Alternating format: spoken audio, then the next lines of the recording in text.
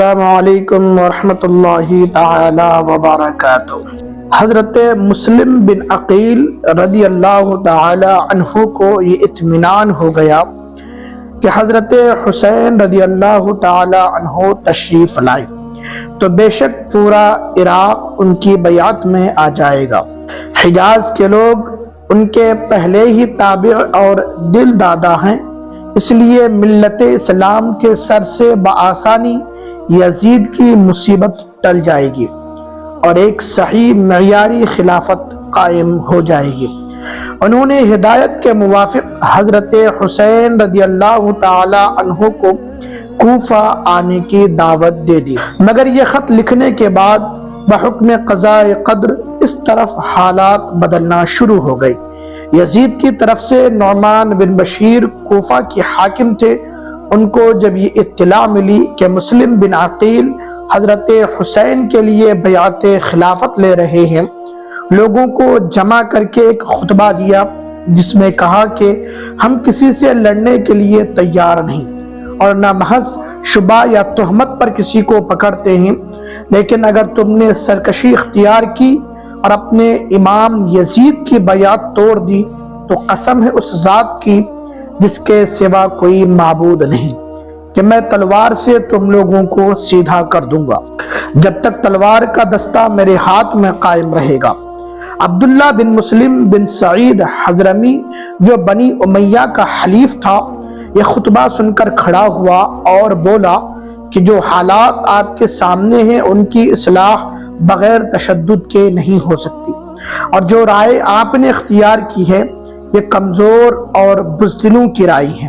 نعمان بن بشیر رضی اللہ تعالی عنہ نے جواب دیا کہ میں اللہ تعالیٰ کی اطاعت میں کمزور اور بزدل سمجھا جاؤں، یہ میرے نزدیک اس سے بہتر ہے کہ اس کی معصیت میں دلیر و بہادر کہلاؤں۔ یہ دیکھ کر خود عبداللہ بن مسلم نے براہ راست ایک خط یزید کو بھیج دیا جس میں مسلم بن عقیل کے آنے اور حضرت حسین رضی اللہ تعالی عنہ کے لیے بیعت لینے کا واقعہ ذکر کر کے لکھا کہ اگر تمہیں کوفہ کی کچھ ضرورت ہے اور اس کو اپنے قبضہ میں رکھنا چاہتے ہو تو یہاں کے لیے کسی قوی آدمی کو فوراً بھیجیے جو آپ کے احکام کو قوت کے ساتھ نافذ کر سکے۔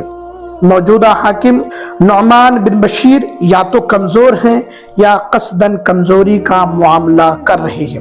اسی کے ساتھ ہی دوسرے لوگوں نے بھی اسی مضمون کے خط یزید کو لکھے جن میں عمارہ ابن الولید اور عمرو بن سعد بن ابی وقاص وغیرہ شامل تھے۔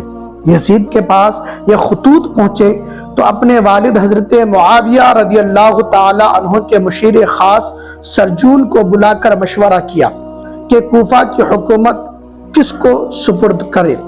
اس کی رائے یہ ہوئی کہ عبید اللہ ابن زیاد کو کوفہ کا عامل بنایا جائے، لیکن یزید کے تعلقات اس کے ساتھ اچھے نہ تھے، اس لیے سرجون نے کہا کہ میں آپ سے ایک بات پوچھتا ہوں، اگر آج حضرت معاویہ رضی اللہ تعالی عنہ زندہ ہو جائے اور وہ آپ کو کوئی مشورہ دیں تو آپ قبول کریں گے؟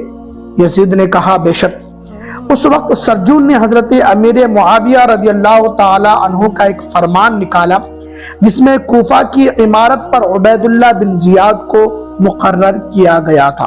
یزید نے اس کے مشورے کو قبول کر کے عبید اللہ ابن زیاد کو کوفہ اور بصرہ دونوں کا حاکم بنا دیا اور اس کو ایک خط لکھا کہ فوراً کوفہ پہنچ کر مسلم بن عقیل کو گرفتار کرے اور قتل کر دے یا کوفہ سے نکال دے۔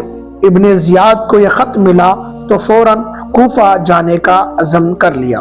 ادھر ایک واقعہ یہ پیش آیا کہ حضرت حسین کا ایک خط اشراف اہل بصرہ کے نام پہنچا جس کا مضمون یہ تھا، آپ لوگ دیکھ رہے ہیں کہ رسول اللہ صلی اللہ علیہ وسلم کی سنت مٹ رہی ہے اور بدعات پھیلائے جا رہے ہیں، میں تمہیں دعوت دیتا ہوں کہ کتاب اللہ اور سنت رسول اللہ صلی اللہ علیہ وسلم کی حفاظت کرو اور اس کے احکام کی تنفیذ کے لیے کوشش کرو۔ یہ خط خفیہ بھیجا گیا تھا اور تو سب نے اس خط کو راز میں رکھا، لیکن منذر بن جارود کو یہ خیال ہوا کہ کہیں ایسا نہ ہو کہ یہ خط لانے والا خود ابن زیاد کا جاسوس ہو، اس لیے اس نے یہ خط ابن زیاد کو پہنچا دیا، اور جو شخص یہ خط لے کر آیا تھا اس کو بھی ابن زیاد کے سامنے پیش کر دیا۔ ابن زیاد نے اس قاصد کو قتل کر ڈالا اور اس کے بعد اہل بصرہ کو جمع کر کے ایک خطبہ دیا جس میں کہا، جو شخص میری مخالفت کرے میں اس کے لیے ایک عذاب علیم ہوں، اور جو موافقت کرے اس کے لیے راحت ہوں۔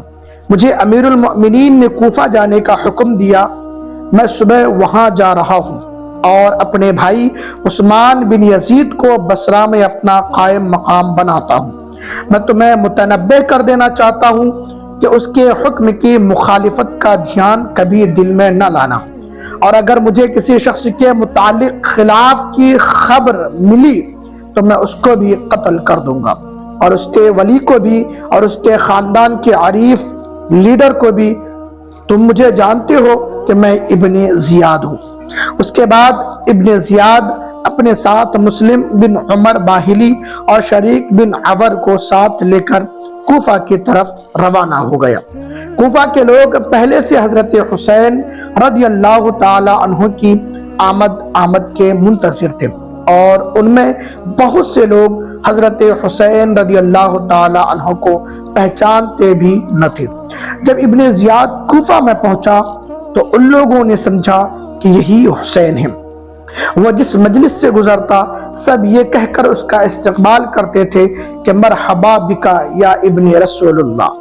ابن زیاد یہ منظر خاموشی کے ساتھ دیکھ رہا تھا اور دل میں کرتا تھا کہ کوفہ پر تو حضرت حسین رضی اللہ تعالی عنہ کا پورا تسلط ہو چکا ہے۔ اب پورے شہر کوفہ میں حضرت حسین رضی اللہ تعالی عنہ کے آنے کی خبر مشہور ہو گئی۔ لوگ جوق در جوق زیارت کے لیے آنے لگے۔ ادھر نعمان بن بشیر والی کوفہ کو یہ خبر ملی تو باوجود یزید کا ملازم ہونے کے اہل بیت کا احترام دل میں رکھتے تھے، اپنے گھر کا دروازہ بند کر کے بیٹھ گئے۔ ابن زیاد ان کے دروازے پر پہنچا۔ لوگوں کا ایک ہجوم اس کو حضرت حسین سمجھ کر ساتھ تھا، جس کا شور و شغب اور ہنگامہ نعمان ابن بشیر نے اندر سے سنا تو وہیں سے آواز دی، جو امانت یعنی ولایت کوفہ میرے سپرد ہیں وہ میں آپ کے حوالے نہ کروں گا، اس کے علاوہ میں آپ سے لڑنا نہیں چاہتا۔ ابن زیاد خاموشی کے ساتھ یہ سب مظاہرے اور والی کوفہ کا معاملہ دیکھ رہا ہے۔ اب اس نے دروازہ کے قریب پہنچ کر نعمان کو آواز دی کہ دروازہ کھولو، میں ابن زیاد ہوں، یزید کی طرف سے مامور ہو کر آیا ہوں۔ اس وقت دروازہ کھولا گیا اور اندر جانے کے بعد پھر بند کر لیا گیا۔ اگلے روز صبح ہی ابن زیاد نے اہل کوفہ کو جمع کر کے ایک تقریر کی جس میں کہا کہ امیر المؤمنین نے مجھے تمہارے شہر کا حاکم بنایا ہے اور یہ حکم دیا ہے کہ تم میں جو شخص مظلوم ہو اس کے ساتھ انصاف کیا جائے، اور جو اپنے حق سے محروم کر دیا گیا ہے اس کو اس کا حق دیا جائے، اور جو شخص اطاعت اور فرما برداری کرے اس کے ساتھ اچھا سلوک کیا جائے، اور جو سرکشی اور نافرمانی کرے یا جس کی حالت اس معاملہ میں مشتبہ ہو اس پر تشدد کیا جائے۔ خوب سمجھ لو کہ میں امیر المؤمنین کا تابع فرمان رہ کر ان کے احکام کو ضرور نافذ کروں گا۔ میں نیک چلن لوگوں کے لیے مہربان باپ اور اطاعت کرنے والوں کے لیے حقیقی بھائی ہوں، اور میرا کوڑا اور میری تلوار صرف ان لوگوں کے لیے ہے جو میری اطاعت سے بغاوت کرے اور میرے احکام کی مخالفت کرے۔ اب آپ لوگ اپنی جانوں پر رحم کھائیں اور بغاوت سے باز آئیں۔ اس کے بعد شہر کے تمام عرفاء، نمائندوں اور لیڈروں کو خطاب کر کے حکم دیا کہ تمہارے شہر میں جتنی آدمی باہر کے پردے سے ٹھہرے ہوئے ہیں یا یزید کے مخالف ہیں ان سب کی تفصیلات فوراً میرے پاس پہنچا دو۔ جو شخص ایسے لوگوں کی رپورٹ ہمیں دے دے گا وہ بری سمجھا جائے گا، اور جو نہ دے گا وہ اپنے پورے حلقہ اثر کا ضامن و ذمہ دار ہوگا۔ اس میں کوئی شخص بھی ہماری مخالفت نہ کرے گا، اور جو ایسا نہ کرے گا اس سے ہمارا ذمہ بری ہے۔ ہم اس کو قتل کر دیں گے، اور جس شخص کے حلقہ اثر میں خلیفہ وقت یزید کا کوئی مخالف پایا جائے گا اس کو اسی کے دروازے پر سولی پر چڑھا دیا جائے گا اور اس کا حق نمائندگی سلب کر لیا جائے گا۔ ادھر مسلم بن عقیل جو مختار ابن ابی عبید کے گھر میں مقیم تھے اور حضرت حسین رضی اللہ تعالی عنہ کے لیے بیعت خلافت لے رہے تھے، ان کو جب ابن یزید کی اس تقریر کا علم ہوا تو یہ خطرہ ہوا کہ اب ان کی مخبری کر دی جائے گی، اس لیے مختار کا گھر چھوڑ کر ہانی ابن عروہ مرادی کے مکان پر گئے۔ دروازہ پر پہنچ کر ہانی ابن عروہ کو بلایا، وہ باہر آئے اور مسلم بن عقیل کو اپنے دروازہ پر دیکھ کر پریشان ہو گئے۔ مسلم نے کہا کہ میں تمہارے پاس پناہ لینے کے لیے آیا ہوں۔ ہانی ابن عروہ نے جواب دیا کہ آپ مجھ پر بڑی مصیبت ڈال رہی ہیں، اور اگر آپ میرے گھر کے اندر نہ آ گئے ہوتے تو میں یہی پسند کرتا کہ آپ لوٹ جائیں، مگر اب کہ آپ داخل ہو چکے ہیں میں اپنی ذمہ داری محسوس کرتا ہوں۔ اچھا آ جائیے۔ مسلم ان کے مکان میں روپوش ہو گئے۔ کوفہ کے مسلمان ان کی خدمت میں خفیہ آتے جاتے رہے۔ ادھر ابن زیاد نے اپنے خاص دوست کو بلا کر 3000 درہم دیے اور اس کام پر مامور کیا کہ مسلم بن عقیل کا پتہ لگائے۔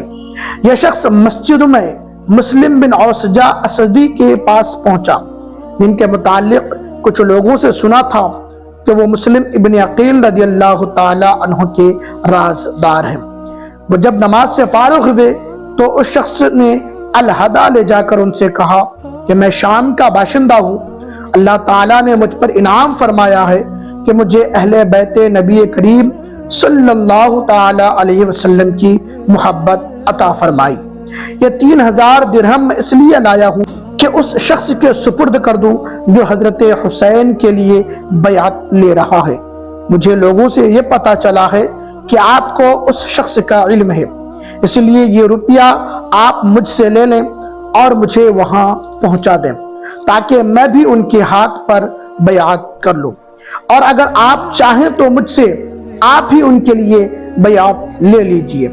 مسلم بن اوسجہ نے کہا کہ مجھے آج کی ملاقات سے خوشی ہوئی، آپ کی مراد انشاءاللہ پوری ہوگی، اور شاید اللہ تعالیٰ آپ کے ذریعے اہل بیت اطہار کی مدد فرمائی، مگر مجھے اس سے بڑا خطرہ ہو گیا کہ لوگوں میں میرا نام ابھی سے مشہور ہو گیا۔ بہرحال مسلم ابن اوسجہ نے اس شخص سے حلف اور عہد لیا کہ راز فاش نہ کرے گا۔ یہ شخص چند روز تک ان کے پاس انتظار میں آتا جاتا رہا کہ وہ اس کو مسلم ابن عقیل سے ملا دیں گے۔ اتفاقاً ہانی ابن عروہ جن کے گھر میں مسلم بن عقیل روپوش تھے بیمار ہو گئے۔ ابن زیاد بیمار کی خبر پا کر عیادت کے لیے ان کے گھر پہنچا۔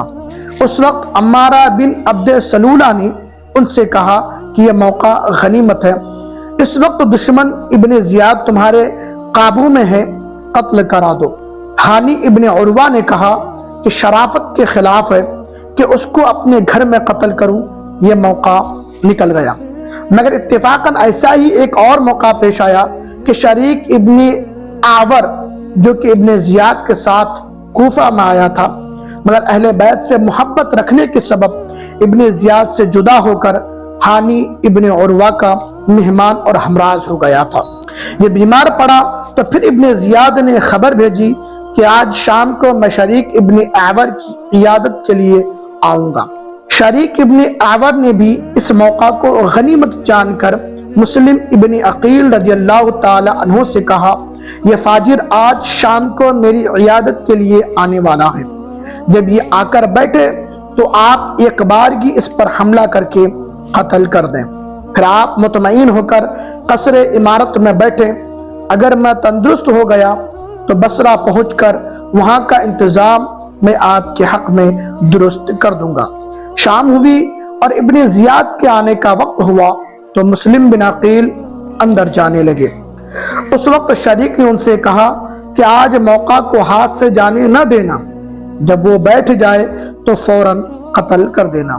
مگر اس وقت بھی ان کے میزبان ہانی بن عروہ نے کہا کہ مجھے یہ پسند نہیں کہ وہ میرے گھر میں مارا جائے۔ یہاں تک کہ ابن زیاد آ گیا اور شریک کی مزاج پرسی شروع کی۔ شریک نے قصدن بات کو طول دیا اور جب دیکھا کہ مسلم بن عقیل باہر نہیں آتے تو ایک شعر پڑھا، ما تنظرون بسلمہ لا تحیونا، تم سلمہ کے متعلق کیا انتظار کرتے ہو، اس کو سلام کیوں نہیں کرتے؟ اور بار بار یہ شعر پڑھنے لگے۔ ابن زیاد نے سمجھا کہ بیماری کی وجہ سے حواس میں اختلال ہے، کہ بے جوڑ باتیں کر رہا ہے۔ ہانی ابن عروہ سے پوچھا، انہوں نے کہا جی ہاں، اس بیماری میں ان کا یہی حال ہے، کبھی کبھی ہذیان کی باتیں کرنے لگتے ہیں۔ ابن زیاد کے ساتھ مہران بھی آیا تھا، وہ تاڑ گیا اور ابن زیاد کو اشارہ کیا، یہ فوراً وہاں سے اٹھ گیا۔ اس کے جانے کے بعد مسلم بن عقیل رضی اللہ تعالی عنہ باہر تشریف لائی تو شریک نے پوچھا، آپ نے یہ موقع کیوں گوا دیا اور اس شخص کے قتل کے لیے آپ کے لیے کیا معنی تھا؟ مسلم بن عقیل نے فرمایا، دو خصلتیں معنی ہو گئی۔ اول تو یہ کہ میں جس شخص کے گھر میں مہمان ہوں اور پناہ گزین ہوں وہ اس کو پسند نہیں کرتے۔ دوسرے ایک حدیث جو حضرت علی کرم اللہ تعالی وجہہ الکریم نے مجھے سنائی، رسول اللہ صلی اللہ علیہ وسلم نے فرمایا کہ ایمان حیلہ کے ساتھ اچانک قتل کرنے سے منع فرماتا ہے۔ کسی مومن کو جائز نہیں کہ مومن کو حیلہ کر کے اچانک قتل کر دے۔ یہاں یہ بات قابل ملاحظہ ہے کہ مسلم بن عقیل رضی اللہ تعالی عنہ کو اپنی موت سامنے نظر آ رہی ہے، اور نہ صرف اپنی موت بلکہ اپنے پورے خاندان اہل بیت کی موت اور اس کے ساتھ ایک صحیح اسلامی مقصد کی ناکامی دیکھ رہے ہیں۔ اور جس شخص کے ہاتھوں یہ سب کچھ ہونے والا ہے وہ اس طرح ان کے قابو میں ہے کہ بیٹھے بیٹھے اسے ختم کر سکتے ہیں، مگر اہل حق اور خصوصاً اہل بیت اطہار کا جوہر شرافت اور تقاضائے اتباع سنت دیکھنے اور یاد رکھنے کے قابل ہے کہ اس وقت بھی ان کا ہاتھ نہیں اٹھتا۔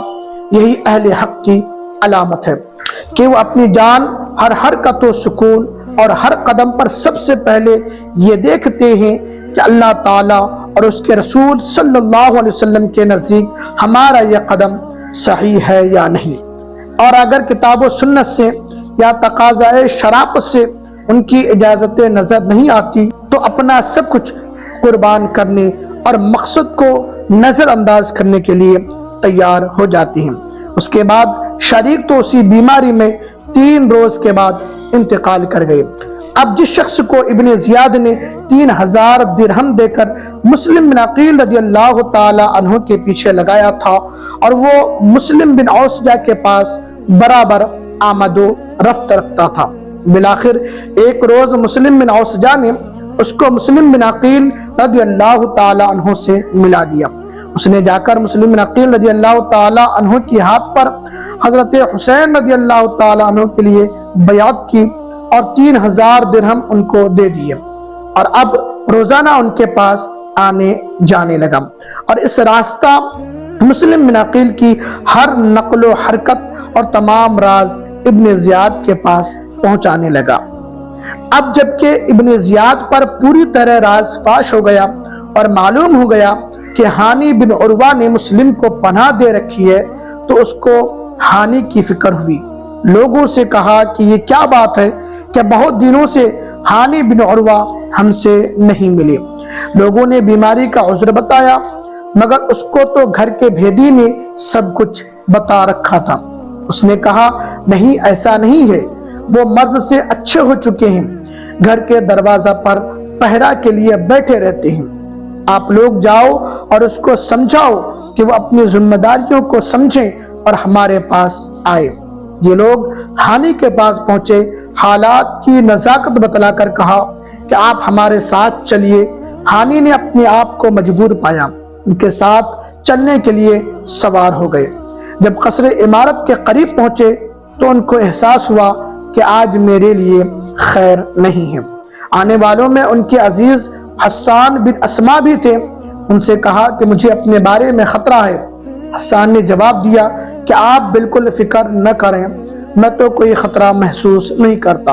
وجہ یہ تھی کہ حسان ان واقعات سے بالکل بے خبر تھے۔ یہ لوگ ہانی کو ساتھ لیے ہوئے قصر عمارت میں داخل ہوئے تو ابن زیاد نے قاضی کوفہ شریح سے کہا کہ ایک خائن کو خود اس کے پاؤں نے یہاں تک پہنچا دیا۔ جب قریب آئے تو ابن زیاد نے شعر پڑھا، ارید حیاتہ و یرید قتلی، یعنی میں تو اس کی زندگی چاہتا ہوں اور وہ میرے قتل کے در پہ ہے۔